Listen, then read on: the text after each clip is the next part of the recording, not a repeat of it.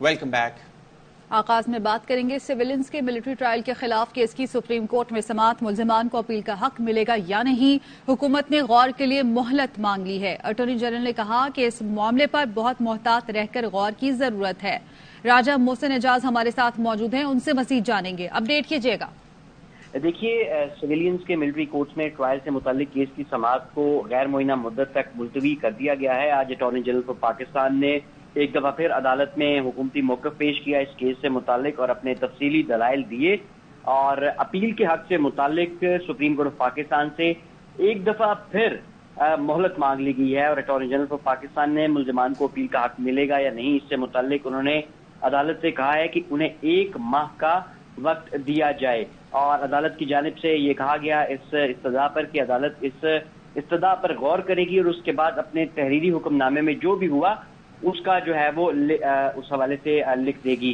Attorney general of Pakistan نے کہا کہ اس معاملے پر بہت محتاط رہ کر غور کرنے کی ضرورت ہے۔ انہوں نے اس موقع پر کلبھوشن کیس کا بھی حوالہ دیا اور یہ کہا کہ ہمیں ایسے چلنا ہوگا کہ ملکی پوزیشن بھی متاثر نہ ہو۔ کچھ چیزوں کا میں ذکر نہیں کر رہا، لیکن بہت کچھ ایسا ہے جو کہ ذہن میں موجود ہے۔ اس کے ساتھ ساتھ انہوں نے حوالہ بھی دیا جو معاملات اس وقت اس سے متعلقہ چل رہے ہیں۔ انہوں نے کہا کہ ٹرائل سے پہلے حلف بھی لیا جاتا ہے، اور یہ حلف کورٹ میں تمام ممبران ایڈوکیٹ اور شارٹ ہینڈ والا بھی لیتا ہے۔ اس کے ساتھ ساتھ یہ بھی کہا گیا اٹارنی جنرل کی طرف سے کہ کنفرمیشن سے پہلے جائزہ لیا جاتا ہے کہ ٹرائل قانون کے مطابق ہوا ہے یا نہیں، اور ملزمان کو وکیل کرنے کی اجازت بھی اس میں دی جائے گی۔ پرائیویٹ وکیل کی بھی خدمات جو ملزمان ہیں۔ ٹھیک ہے، بہت شکریہ آپ کا اپڈیٹ کرنے کے لیے۔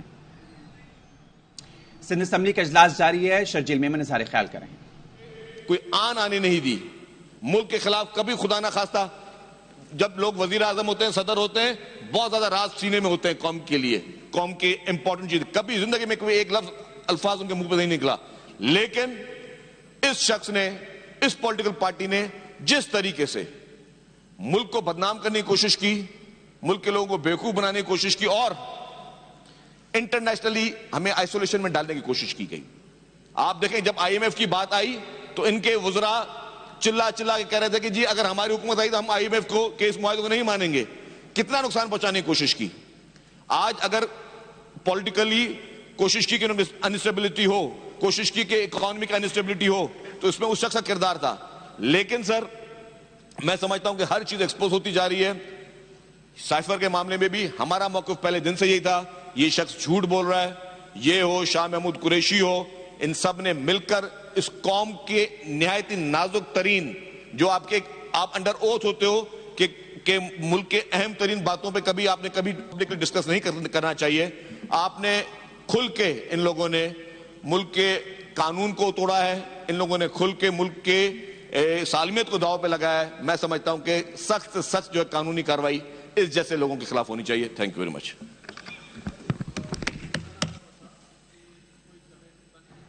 گفتگو آپ ملاحظہ کر رہے تھے، سندھ اسمبلی کا اجلاس جاری ہے، اور سندھ اسمبلی کے اجلاس سے وزیر اطلاعات سندھ شرجیل انعام میمن گفتگو کر رہے تھے، اور انہوں نے تنقید کا نشانہ بنایا، اور 9 مئی واقعات پر انہوں نے کہا کہ کارروائی ہونی چاہیے، اور جو سائفر سے ریلیٹڈ انہوں نے بات کی، اور انہوں نے کہا کہ جو ذمہ دار ہیں انہیں قرار واقعی سزا دینی چاہیے۔ انہوں نے کہا اقتدار کے نشے کے لیے ساری چیزوں کو داؤ پر لگائیں۔ اس شخص نے قوم کو بتایا کہ مجھے فلاں ملک نے نکلوایا تاکہ نفرت پیدا ہو۔ انہوں نے کہا چیئرمین پی ٹی آئی نے ایک ہی واقعے کو 2 بیانیہ بنانے کی کوشش کی، ہم تو پہلے دن سے کہہ رہے تھے کہ سائفر ایک ڈرامہ ہے۔ انہوں نے کہا 2 دن پہلے اعظم خان بھی اس کے خلاف وعدہ معاف گواہ بنے۔ دوسری جانب ادا تارٹ میڈیا سے گفتگو کر رہے ہیں۔ بیچ کے پیسے آئے ہیں۔ آپ کو بتائیں کہ دوسری جانب اس وقت آپ کو بتائیں کہ سپریم کورٹ میں بھی سماعت جاری ہے، اور ملٹری ایکٹ کے تحت پر پروسیکیوشن ایک ہی فیصلہ کرے گی اور اپیل بھی سنیں گے۔ یہ کہنا ہے فوجی عدالت کے خلاف آزادانہ فورم پر اپیل کا حق ہے، بنیادی حقوق کی ضمانت ہے۔ سویلینز کے فوجی عدالتوں میں ٹرائل کے خلاف سپریم کورٹ میں درخواست کے سماعت کے دوران چیف جسٹس کے ریمارکس راجہ محسن اعجاز ہمارے ساتھ ہیں، ان سے اب تک کا احوال جانیں گے۔ آپ کو بتائیں کہ ملٹری ایکٹ کے تحت پروسیکیوشن ہی فیصلہ کرے گی اور اپیل بھی وہی سنیں گے۔ فوجی عدالت کے فیصلے کے خلاف آزادانہ فورم پر اپیل کا حق بنیادی حقوق کی ضمانت ہے۔ سویلینز کے فوجی عدالتوں میں ٹرائل کے خلاف سپریم کورٹ میں درخواستوں کی سماعت کے دوران چیف جسٹس کے ریمارکس کہا مسٹر اٹارنی جنرل 2000 پر آپ کو بتائیں کہ دوسری جانب اس وقت آپ کو بتائیں کہ سپریم کورٹ میں بھی سماعت جاری ہے اور ملٹی ایکٹ کے تحت پر پروسیکیوشن ایک ہی فیصلہ کرے گی اور اپیل بھی سنیں گے. یہ کہنا ہے فوجی عدالت کے خلاف آزادانہ فورم پر اپیل کا حق ہے, بنیادی حقوق کی ضمانت ہے. سویلینز کے فوجی عدالتوں میں ٹرائل کے خلاف سپریم کورٹ میں درخواست کے سماعت کے دوران چیف جسٹس کے ریمارکس. راجہ محسن اعجاز ہمارے ساتھ ہیں, ان سے اب تک کا احوال جانیں گے. آپ کو بتائیں کہ ملٹی ایکٹ کے تحت پروسیکیوشن ہی فیصلہ کرے گی اور اپیل بھی وہی سنیں گے. فوجی عدالت کے فیصلے کے خلاف آزادانہ فورم پر اپیل کا حق بنیادی حقوق کی ضمانت ہے. سویلینز کے فوجی عدالتوں میں ٹرائل کے خلاف سپریم کورٹ میں درخواستوں کی سماعت کے دوران چیف جسٹس کے ریمارکس. کہا مسٹر اٹارنی جنرل 2015 میں آئین پس پشت ڈالا کیا, وہ اب نہیں ہو رہا.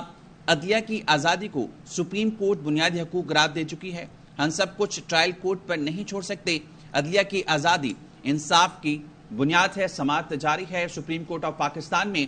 راجہ محسن اعجاز ہمارے ساتھ ہیں, ان سے مزید احوال جانیں گے. راجہ محسن بتائے گا اب تک سماعت میں کیا کارروائی ہوئی؟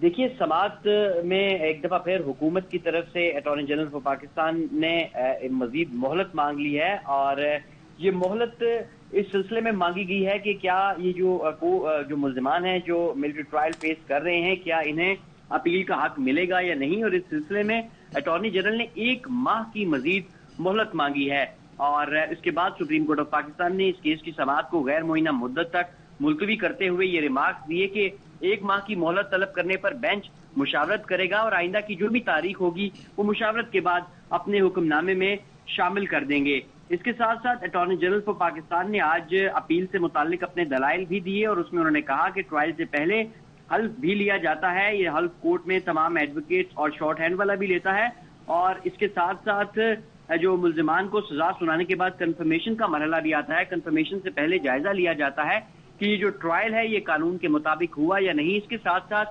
ملزمان کو وکیل کرنے کی اجازت بھی دی جائے گی. انہوں نے کہا کہ پرائیویٹ وکیل کی بھی ملزمان خدمات حاصل کر سکتے ہیں اور ملٹری کورٹس میں ٹرائل کے خلاف اپیل کے لیے سیکشن 133 موجود ہے. 3 ماہ کے سے زیادہ کی سزا پر 42 دن کے اندر اپیل کی جا سکتی ہے اور اپیل کورٹ آف اپیل میں دائر کی جا سکتی ہے. تاہم اب سپریم کورٹ آف پاکستان یہ جو استدعا کی گئی ہے اس کے اوپر کیا فیصلہ کرتی ہے یہ دیکھنا ہوگا. اور چیف جسٹس آف پاکستان کی جانب سے ایک دفعہ پھر اہم ریمارکس دیے گئے. جب یہ سماعت مکمل ہو رہی تھی تو یہ کہا گیا, جب حکم امتناع کی درخواست دی گئی سابق چیف جسٹس جواد ایس خواجہ کے وکلاء کی طرف سے, انہوں نے یہ استدعا کی کہ عدالت اس معاملے پر اپنا جو حکم امتناع دے دے اور اس پر اس استدعا کو سپریم کورٹ آف پاکستان نے مسترد کر دیا. اور یہ کہا گیا چیف جسٹس کی جانب سے ریمارکس میں کہ جب ٹرائل شروع ہی نہیں ہوا تو حکم امتناع کس چیز کا دیں. اس کے ساتھ ساتھ یہ بھی کہا گیا جب یہ سماعت کنکلیوڈ ہو رہی تھی تو پٹیشنرز کے جو وکلاء تھے بیرسٹر اعتزاز حسن خود اور ان کے وکیل لطیف کھوسا یہ بھی روسٹرم پر آئے اور انہوں نے کہا کہ اس وقت جو کچھ ہو رہا ہے وہ ضیاء الحق کے دور میں ہوتا رہا. اور چیف جسٹس نے فوراً اس پر کہا اپنے ریمارکس میں کہ موجودہ دور کو ضیاء الحق کے دور سے اس کا موازنہ نہ کریں.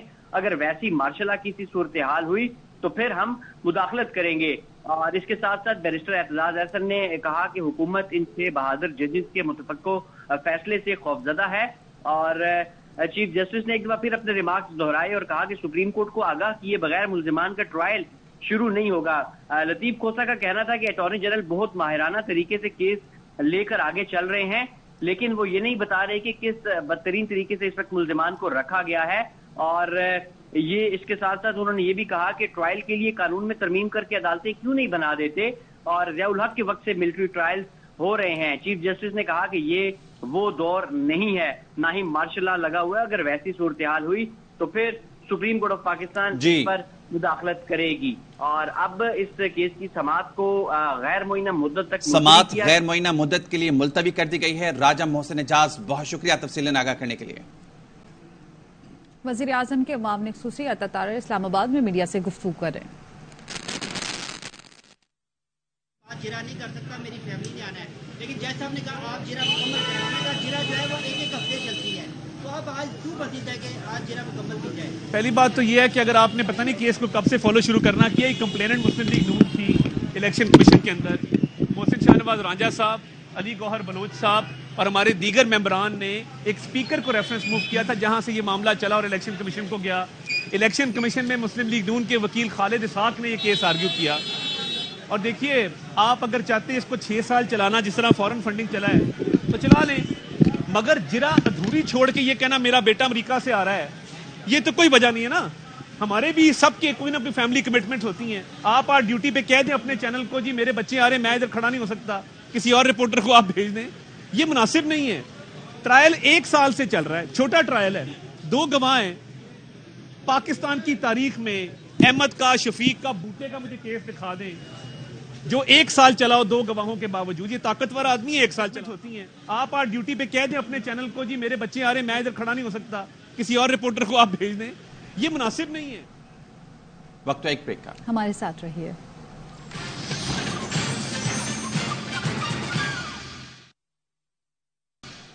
Welcome back.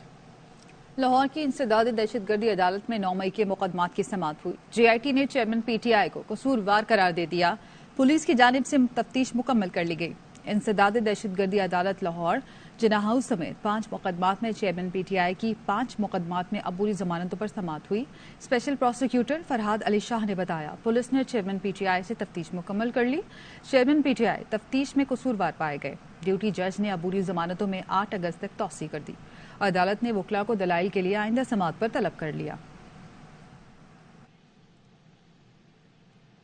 Lahore high court میں چیئرمین پاکستان تحریک انصاف کے پنجاب کے مقدمات یکجا کرنے اور کارروائی روکنے کی درخواست پر سماعت ہوئی. عدالت نے چیئرمین پی ٹی آئی کو مقدمات میں تعدیبی کارروائی سے روکنے کا حکم واپس لے لیا. جسٹس عالیہ نیلم نے سابق وزیراعظم کی درخواست پر سماعت کی. چیئرمین پی ٹی آئی کے وکیل انتظار حسین ایڈوکیٹ نے سینئر وکیل دستیاب نہیں, مہلت دی جائے اور عدالت تعدیبی کارروائی سے روکنے کا حکم واپس نہ لے. عدالت نے چیئرمین پی ٹی آئی کو مقدمات میں گرفتار کرنے سے روکنے کا حکم واپس لیا اور درخواست کی مزید سماعت غیر معینہ مدت کے لیے ملتوی کر دی. سرکاری وکیل نے کہا مقدمات کے چلان کے حوالے سے رپورٹیں تیار کر لی گئی ہیں. درخواست میں صوبے میں چیئرمین پی ٹی آئی کے خلاف مقدمات یکجا کرنے اور تعدیبی کارروائی سے روکنے کی استدعا کی گئی ہے. شانگلہ سے تحریک انصاف کے 35 عہدیداران کے وارنٹ گرفتاری جاری. پولیس کے مطابق وارنٹ گرفتاری 3 MPO کے تحت جاری کیے گئے. 2 تحصیل چیئرمین کی گرفتاری کے وارنٹ بھی جاری کیے گئے.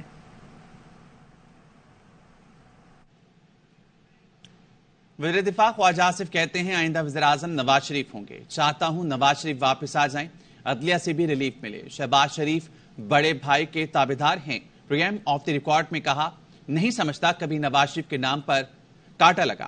نواز شریف اسٹیبلشمنٹ کی اجازت کے بغیر باہر نہیں جا سکتے تھے. وزیر دفاع خواجہ آصف کا کہنا ہے پاکستانی سیاست ایک محور کے گرد گھومتی ہے. 2018 میں جو کچھ ہوا اس سے ملک کو بڑا نقصان پہنچا. سیاسی کارکن کو جائز یا ناجائز گرفتار ہونا پڑتا ہے. جو آپ صحیح کہہ رہے ہیں, پالیٹکس کا ایک سائیکل ہے. اس سارے سائیکل میں جو ہے نا 2018 میں جو ہوا اس میں ملک کو نقصان بڑا پہنچا. 3 سال جو ہے میری بیوی عدالتوں میں جاتی رہی ہے. کسی کو پتا ہے یہ میں نے کوئی رونا دھونا مچایا ہے؟ پولیٹیکل ورکر کو اریسٹ ہونا پڑتا ہے جائز یا ناجائز. انہوں نے توشہ خانہ کی چیزیں پہلے بیچی ہیں, پھر پیسے دیے, اس کی پروسیڈز میں سے پیسے ادا کیے ہیں, پروفٹ جیب میں ڈال دی ہے. دیکھیں الیکشنز آر اسٹرینج ٹرانزیکشنز. آپ کی 2 تہائی سیٹیں ہوں گی؟ نہیں, آئی ڈونٹ تھنک سو. آپ کو لے چلیں گے. قومی اسمبلی کا اجلاس جاری ہے. خواجہ سعد رفیق اظہار خیال کر رہے ہیں. اسی طرح حاصل رہے گی اور ان کو سیلریز اور جو بھی مراحت حاصل ہے قانون کے مطابق وہ ملتی رہیں گی. لیکن پاکستان کے ایئرپورٹس کو اب GTS کا ڈبرا بنانے سے ہمیں گریز کرنا پڑے گا, اور جو کچھ دنیا کر رہی ہے, جو بیسٹ پریکٹسز ہیں ان کو فالو کرنا پڑے گا. اس لیے اگر کوئی دباؤ ڈالے گا, کوئی پریشرائز کرے گا, تو ریاست کو وہ پریشر بالکل نہیں لینا, کیونکہ ہم سنک کر رہے ہیں, ہمارے ادارے سنک کر رہے ہیں. اس کی وجہ کیا ہے؟ اس کی وجہ ہے ڈرٹی پالیٹکس, ہر وقت کی سیاست بازی, اپنے لوگوں کو لوڈ کرنا, جہاں 10 لوگوں کی ضرورت ہے وہاں 50 لوگوں کو بھر دیا ہوا ہے. اور ایک دردناک داستان ہے اس ملک کو برباد کرنے کی, جس میں خیر سے مارشل لاء کی حکومتیں بھی شامل رہی ہیں اور سیاسی حکومتوں نے بھی کم نہیں کیا. میں اس تفصیل میں نہیں جانا چاہتا, وقت نہیں ہے. اسلام آباد کا ایئرپورٹ انشاءاللہ 15 سال کے لیے آؤٹ سورس ہوگا. اس کا جو ایریا ہے رن وے کا اور جو اس کا نیویگیشنل سروسز اور رن وے آپریشنز ہے یہ آؤٹ سورس نہیں ہوں گے. یہ سول ایویشن اتھارٹی کرتی رہے گی، اور باقی جو ایریا ہے اس کو ہم آؤٹ سورس کریں گے۔ IFC انٹرنیشنل فائنینس کارپوریشن جو ورلڈ بینک کی آف شوٹ ہے وہ ہماری کنسلٹنٹ ہے۔ 12-13 کمپنیز جو ہیں انہوں نے اپنا انٹرسٹ شو کیا ہے، کمپیٹیٹو بیڈنگ ہوگی، پیپرا لا کو پوری طرح فالو کیا جا رہا ہے، اور PPP اتھارٹی یعنی پرائیویٹ پبلک پارٹنرشپ اتھارٹی جو ہے اس کے رول اور ریگولیشن کے تحت ہم آگے بڑھ رہے ہیں۔ تو یہ پہلا پاکستان کا ایئرپورٹ ہوگا جو آؤٹ سورس ہوگا، اور وہاں پہ جو بیسٹ انٹرنیشنل پریکٹسز ہیں ان کو امپلیمنٹ کیا جائے گا، اور اس کے بعد پھر لاہور اور کراچی کی باری آئے گی۔ تو یہ وہ کام ہے جو پوری دنیا کر چکی ہے، ہم نے فیصلہ کرنا ہے کہ ہم نے سٹون ایج میں رہنا ہے یا آگے جانا ہے۔ جو لوگ، میں یہاں کے ممبران کی بات نہیں کر رہا، بعض لوگ یہ چاہتے ہیں کہ ان کے کھانچے چلتے رہے، وہ نہیں چلنے۔ اگر بعض لوگوں کے کھانچے چلتے رہے پھر ملک نہیں چلنا۔ جناب اسپیکر، یہ وقت آ چکا ہے کہ تلخ اور سچے اور درست فیصلے کیے جائیں۔ اسی طرح PIA ہے، 1 منٹ میں نے پورا زور لگایا، میں پرو پرائیویٹائزیشن نہیں ہوں، یہ بات میرے سارے آنریبل کلیگز کو پتا ہے، لیکن مجھ جیسے آدمی کو بھی سمجھ آ گئی ہے کہ PIA جس کا اس سال 80 ارب کا خسارہ ہے، اگر یہ اس حال میں پڑی رہی 20-30 میں 259 ارب کا خسارہ ہوگا۔ افورڈ کرتا پاکستان؟ نہیں کرتا۔ تو پھر کیا کرنا پڑے گا؟ جو کیا ہے ساؤتھ افریقن ایئر لائن نے، جو ایئر انڈیا نے کیا، 450 نئے جہازوں کا آرڈر دیا ٹاٹا نے ایئر انڈیا کے لیے۔ ریاست نہیں چلا سکتی، ریاست یہ کرے کہ وہ انشور کرے کہ PIA کا کوئی ملازم بے روزگار نہ ہو، کسی کو نکالا نہ جائے۔ ایک PIA کی ہولڈنگ کمپنی بنے گی، اس میں لائبلٹیز 742 ارب روپے کا قرضہ ہے، وہ جائے گا، پراپرٹیز جائیں گی، ساری جو اسٹرینگتھ ہے اس میں جائے گی۔ یہ PIA کلیئر ہوگی، بالکل کلین ہوگی۔ پھر آپ کو اس کے کچھ شیئرز کو آف لوڈ کرنا ہے، اس میں کئی ارب ڈالر کی انویسٹمنٹ چاہیے۔ آپ کے 27-28 جہاز آپریشنل ہیں، اور آپ مقابلہ نہیں کر سکتے گلف کی طاقتور ایئر لائنز کا، بالکل نہیں کر سکتے۔ اور اگر آپ نے PIA کو ریسٹرکچر نہیں کیا، 1-1.5 سال کے اندر شٹ ڈاؤن ہو سکتی ہے۔ میں آپ کو عرض کر رہا ہوں، یہ میں اسٹیٹمنٹ ذمہ داری سے دے رہا ہوں۔ ہم اس راستے پہ ڈال آنے والی حکومت جو ہے وہ اس کو مکمل کرے گی۔ تمام ملازمین کے حقوق جو ہیں ان کو پروٹیکٹ کیا جائے، کوئی بے روزگار نہ ہو، کوئی سیاست بازی اس کی اجازت نہ دی جائے، اور اگر کوئی ناراض ہوتا ہے تو اس کو ہونے دیں، مگر پاکستان کے ریاستی اداروں کو بچائیں۔ ان کو آپ منافع بخش بنا سکتے ہیں بشرطے کہ پرائیویٹ سیکٹر آئے، میرٹ پہ آئے، شفافیت کے ساتھ آئے، فورن ڈائریکٹ انویسٹمنٹ آئے۔ PIA کے روٹس قیمتی ہیں، ان روٹس کا استعمال ہی نہیں، ہم جا ہی نہیں رہے۔ اور جو کل تاریخی کام ہوا ہے، جو لیجسلیشن جناب اسپیکر آپ کی قیادت میں ہوئی ہے، میں آپ کا اور ان تمام معزز ممبران کا جو رات 10:30 شکر گزار ہوں۔ یہ ایک آخری رکاوٹ تھی PIA کی فلائٹس کے ریزیوم کرنے میں۔ 70 ارب کا چونا لگا ہر سال غلام سرور خان صاحب کے احمقانہ اور جاہلانہ بیان کی وجہ سے۔ تو میری گزارش یہ ہے کہ ہمیں توقع ہے کہ اگلے 3 مہینے میں UK کی فلائٹس ریزیوم ہوں گی۔ 5 آپ کی ایئر لائنز ہیں، 1 PIA، 4 پرائیویٹ، اور اس کا کریڈٹ اس ایوان کو جاتا ہے، ہم سب کو جاتا ہے جو اس ایوان کا حصہ ہیں، جناب کو جاتا ہے، شہباز شریف صاحب کی ڈیزائر اور ایفرٹ کے مطابق، اور ڈار صاحب کی قیادت میں یقیناً اس کو کہنا چاہتا ہوں، میرے بڑے بھائی ہیں، وہ اپنی جگہ پروفیشنل بے پناہ مدد کیا ڈار صاحب نے اور اعظم نذیر تارڑ صاحب نے ہماری۔ ہم یہ پل صراط قبول کر گئے ہیں، اور جو بیرون ملک پاکستانی ہیں ان کے لیے یہ ایک بہت اچھی خبر ہے کہ 3 ماہ میں ایٹ لیسٹ UK کی اللہ نے چاہا تو فلائٹس ریزیوم ہوگی، اور اس کے بعد پھر یورپین یونین اور امریکہ کی فلائٹس ریزیوم ہوگی۔ تو سر، میں آپ کو یقین دلاتا ہوں، فاضل ممبر کو اور اس ایوان کو، کوئی شخص انشاءاللہ بے روزگار نہیں ہوگا، لیکن ہم اپنے ایئرپورٹس کو بہترین ایئرپورٹ بنائیں گے۔ دیکھیں، میں لاہور کے ایئرپورٹ پہ میرا کام نہیں ہے گملے لگوانا، سیٹیں لگوانا، اس کی کیپیسٹی بڑا کرنے کے لیے جگہ ڈیولپ کرنا جو وہاں پہ موجود اور نظر نہیں آ رہی، یہ سارے کام میں نے کیے ہیں۔ اس طرح نہیں چلنا، آپ کو جس کا کام اسی کو ساجے، آپ کو وہ آپریٹر لانے پڑیں گے، بیسٹ آپریٹر جو پوری دنیا میں ایئرپورٹس کو آپریٹ کر رہے ہیں۔ آپ کو اپنی ایئر لائن کے اندر پرائیویٹ سیکٹر کو 40%، 35%، 55% یا 50% یا 25%، جو بھی آنے والی حکومت فیصلہ کرے گی، لانا پڑے گا۔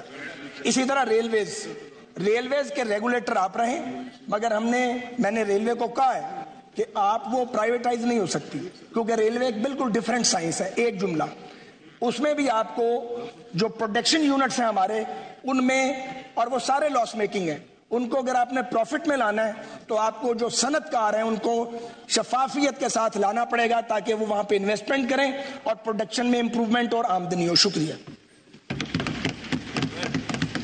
مولانا Abdul Akbar Chitrali to ask one question. ایک سوال کیجیے مولانا. خبریں اور ہیں لیکن یہاں وقت ہوا ہے ایک بریک کا.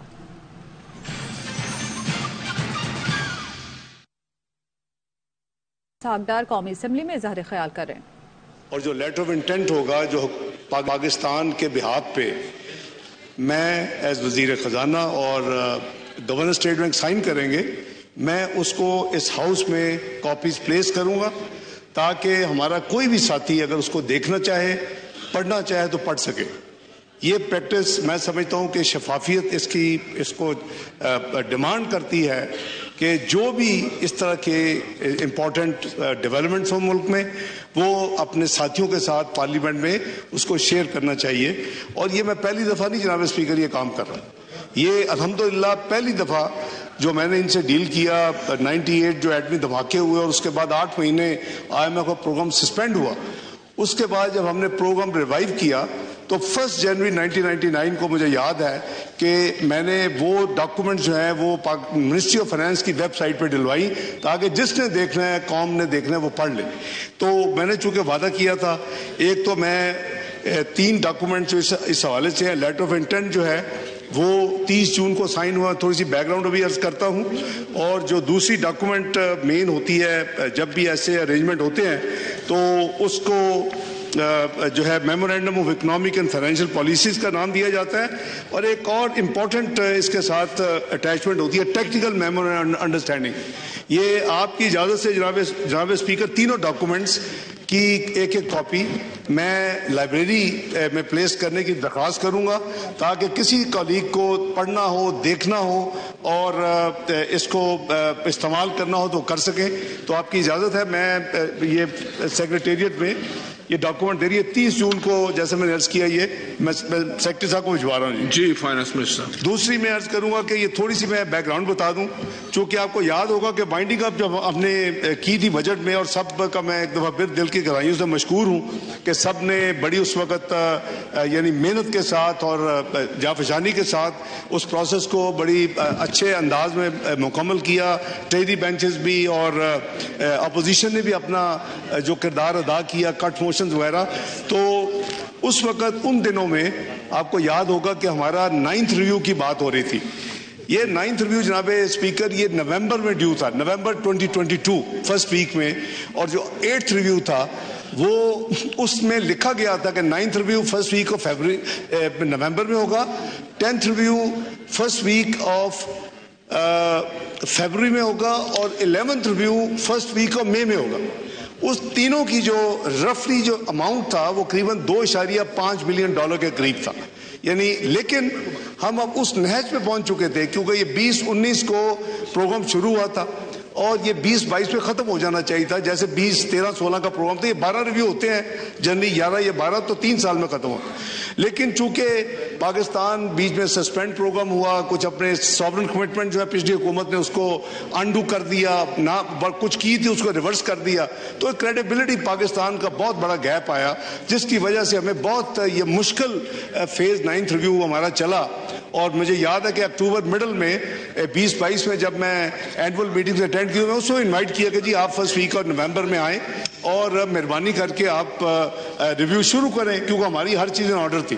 لیکن ان کے آتے آتے 3 مہینے لگ گئے. بڑی لمبی سٹوری ہے جی. 31 جنوری کو وہ تشریف لائے، 9 فروری کو ٹیکنیکل ریویو ختم ہو گیا اور پھر وہ ایکسٹرنل گیپ کی باتیں شروع ہو گئی. تو کرتے کرتے سر ہم ورچولی بجٹ کے دنوں میں آ گئے. جب ہم بجٹ کے دنوں میں آ گئے تو یہاں مجھ سے چونکہ سوال کیے گئے، میں نے ایکسپلین کیا تھا کہ ہماری پوری کوشش ہے اور ہم ان آرڈر ہیں ایز اے کنٹری کہ یہ 9th ریویو ہونا چاہیے. لیکن 9th ریویو ہوتا تو 30 جون کے بعد یہ فردر ایکسٹینشن اس پروگرام میں نہیں ہو سکتی تھی.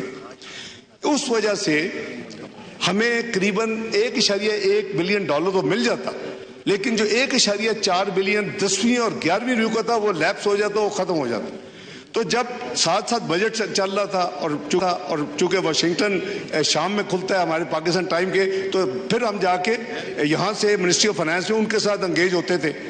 تو ہم نے کوشش کی کہ وہ جو 1.4 بلین لیپس ہونے جا رہا ہے وہ نہ ہو. ہم کسی طریقے کے ساتھ ایسا کوئی ارینجمنٹ کر لیں کہ ہمیں 9ویں ریویو کا جو 1.1 تو وہ مل جائے، لیکن وہ ایک نئے پروگرام کے تحت مل جائے جس میں وہ بیلنس بھی آ جائے اور ہم اور کام کر کے اپنے جو فیوچر روڈ میپ ہے اس کے تحت ہمیں وہ رقم بھی ملے.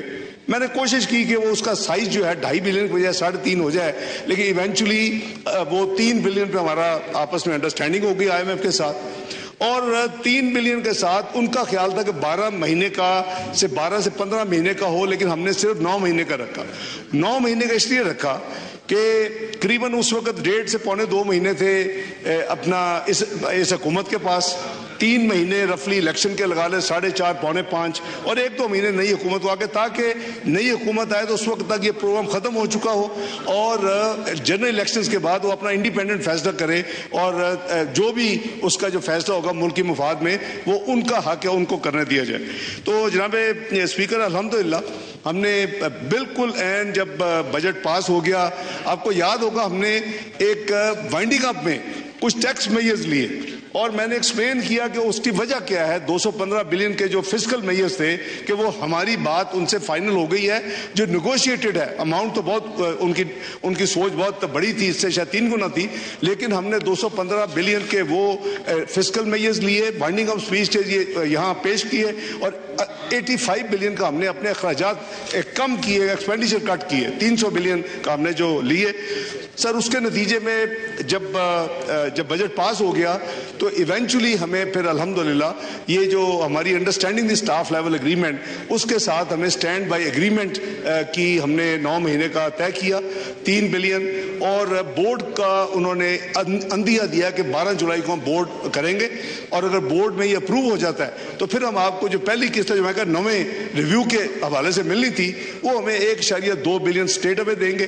700 ملین ہمیں 4 مہینے کے بعد جو ہماری نومبر میں ریویو ہوگا اس وقت دیں گے اور پھر فروری میں جو ریویو ہوگا 1100 ملین جو ڈفرنس ہے بیلنس 3 بلین کا وہ دیں گے. تو میں ساتھیوں کو یہ اپڈیٹ کرنا چاہتا ہوں کہ الحمدللہ ہم نے 30 جون کو پھر آخری جو اس فسکل ایئر کا آخری سال تھا اور پرانے پروگرام کا بھی آخری دن تھا، تو اس دن ہم نے ڈاکومنٹس ہمیں مل گئی. ہم نے پبلکلی پرائم منسٹر صاحب شہباز شریف نے اس کو وٹنس کیا، میں نے پاکستان کے بہاف پہ اور گورنر اسٹیٹ بینک نے اس کو سائن کی ہے، جس کی کاپی میں نے ابھی آپ کے ریکارڈ کے اوپر نیشنل اسمبلی کے پلیس کر دی ہے. اور اس کے ساتھ جو اٹیچ ڈاکومنٹ تھی MEFP اور TMU وہ دونوں بھی اٹیچ کر دی ہیں.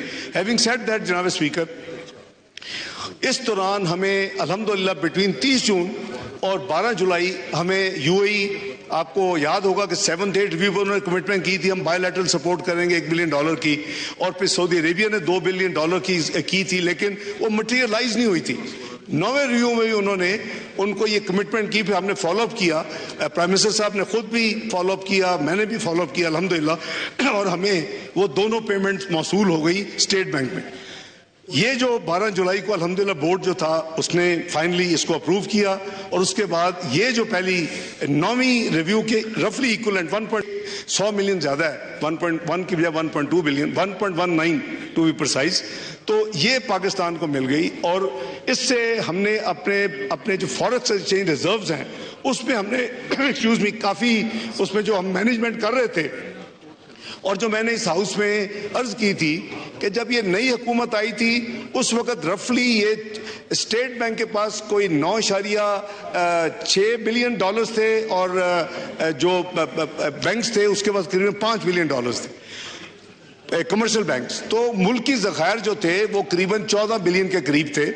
میری یعنی یہ ہمارے جب ہم پیمنٹس کرتے گئے اور ہم نے یہ فیصلہ کیا کہ ہم نے کوئی ساورن پیمنٹ ہم نے وقت پہ ضرور کرنی ہے اور کوئی اس میں ڈیلے نہیں ہونی، کوئی ڈیفالٹ نہیں کرنا. الحمدللہ اللہ نے بڑی مہربانی کی. اس کے باوجود اور اس کی وجہ سے ایک پوائنٹ وہ آیا کہ جہاں ہم نیشنل ریزرو جو تھے ہمارے قریباً 8 بلین کے قریب چلے گئے تھے چند مہینے پہلے. وہ ہم نے بلڈ کرتے کرتے الحمدللہ ابھی یہ جو کلوز ہوا ہے ہفتہ میری حتی الامکان کوشش ہے کہ آگے بھی ہم اسی راستے پہ چلیں جتنے بھی ہمارے پاس دن ہیں جب تک نگران حکومت نہیں آتی، اور ہم اس کو ایک اسی لیول یا اس سے بہتر لیول کے اوپر پاکستان کے ریزروز کو چھوڑیں۔ سب کی کوششیں ہیں اور بندہ کچھ بھی نہیں کر سکتا، صرف ایفرٹ کر سکتا ہے اور کامیابی اللہ کے ہاتھ میں ہے۔ میری حتی الامکان کوشش ہے کہ آگے بھی ہم اسی راستے پہ چلیں جتنے بھی ہمارے پاس دن ہیں جب تک نگران حکومت نہیں آتی، اور ہم اس کو ایک اسی لیول یا اس سے بہتر لیول کے اوپر پاکستان کے ریزروز کو چھوڑیں، تاکہ ایک تو یہ ہو جائے کہ جس لیول کے اوپر یہ حکومت جو اس وقت الائز کی ایک مخلوط حکومت آئی تھی، اس نے ہر پیمنٹ کے باوجود بھی ریزروز اسی جگہ پہ چھوڑے اور اس کے قریب چھوڑے۔ دوسرا، یہ ایک ہمارے لیے ایک جو انٹرنیشنل جو پرسپشن ہے، آپ نے دیکھا کہ فچ کا ایک ادارہ ہے اور وہ 3 دنیا کی ریٹنگ ایجنسی میں ایک ریٹنگ ایجنسی ہے۔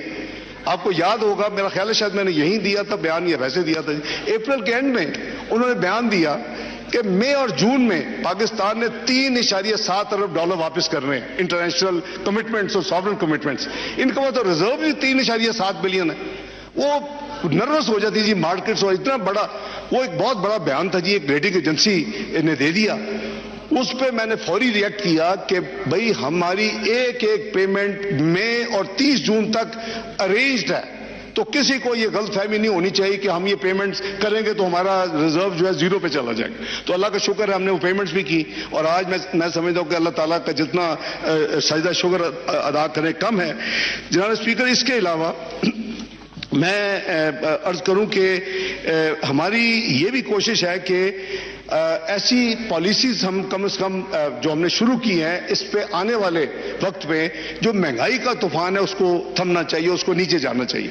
میں یہ کانفیڈینشلی شیئر کر رہا ہوں کہ جو ہماری اسٹیٹ بینک کی، چونکہ ان کے پاس ایک ریسورس ہے، وہ مانیٹری پالیسی کی ان کی ذمہ داری ہے قانون کے تحت، ان کی یہ ورکنگ ہے کہ 2 سال میں پاکستان کی انفلیشن جو اس وقت پہلے وہ 38% پہ چلی گئی تھی، پھر 29 پہ آئی CPI، آلدو کور انفلیشن تو دیہاتوں میں 16-17 اور شہروں میں 18-19 تھی، کیونکہ وہ زیادہ میٹر کرتی ہے۔ وہ کہہ رہے ہیں جی یہ 2 سال میں ان کا جو ماڈل ہم نے رن کیا ہے، اگر ہم اس پالیسیز کو سب لے کے چلیں، اللہ کرے جو ہمارے ساتھی ہیں جتنے بھی آئے وہ واپس الیکٹ ہو کے آئیں، تو یہ 7% پہ انشاءاللہ چلی جائے گی۔ I think that is a very good news for the country, اور اللہ نے چاہا تو ہم سب کی یہی کوشش ہونی چاہیے کہ سیاست کو ایک طرف رکھ کے، میں اس لیے 2013 سے یہ راگ لاپتا رہا ہوں کہ ہم چارٹ آف اکانومی کریں، لیکن سم ہاؤ ہم وہ ابھی تک نہیں کر سکے۔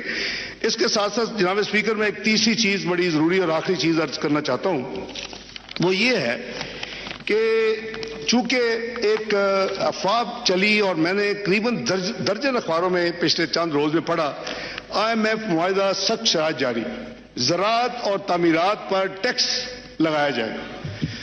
سر، آپ کی وٹنس میں اور سب ساتھی جو موجود ہیں ان کی وٹنس میں میں یہ کیٹیگورک سٹیٹمنٹ دے رہا ہوں، ایک بھی نیا ٹیکس نہیں لگایا جائے گا، نہ زراعت پر، نہ اپنا کنسٹرکشن ریئل اسٹیٹ پر۔ جتنی ہم نے تکلیف کاٹنی تھی IMF کا پروگرام فائنل وہ ہم کر چکے ہیں، جتنے ہمارے پرائر ایکشن تھے وہ ہم نے ڈیلیور کر چکے ہیں۔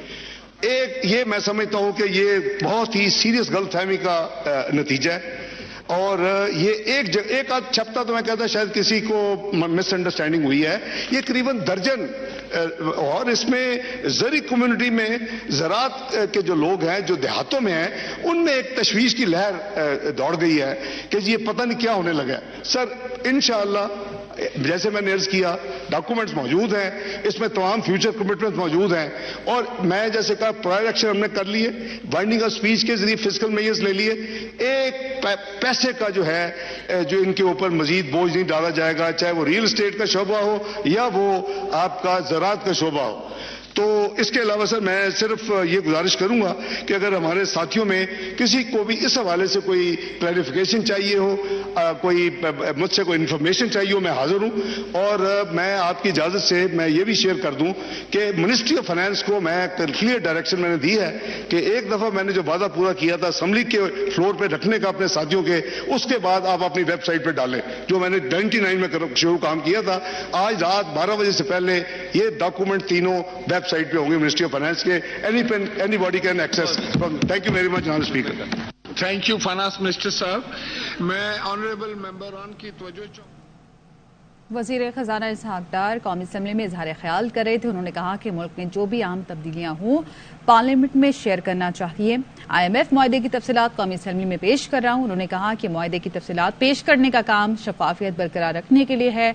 तमाम दस्तावेजात वजारत की वेबसाइट पर भी दस्तयाब हैं। हमने ऐसी पॉलिसी अपनाई है जिससे महंगाई का तूफान थम जाना चाहिए। उन्होंने कहा कि 2013 से मैं चार्टर ऑफ इकॉनमी की बात करता रहा हूं मगर ना कर सके। कौमी असम्बली सीक्रेट लाइब्रेरी को भी दस्तावेज भिजवा रहा हूं। और इसहाक डार ने IMF मुआहदे की दस्तावेज कौमी असम्बली में पेश कर दी। मुआहदे के 11 या 12 रिव्यू होते हैं। उन्होंने कहा कि पूरी कोशिश है कि IMF मुआहदे पर 9वां रिव्यू किया जाएगा। इंटरबैंक में $1 1 रुपए 35 पैसे महंगा हो चुका है।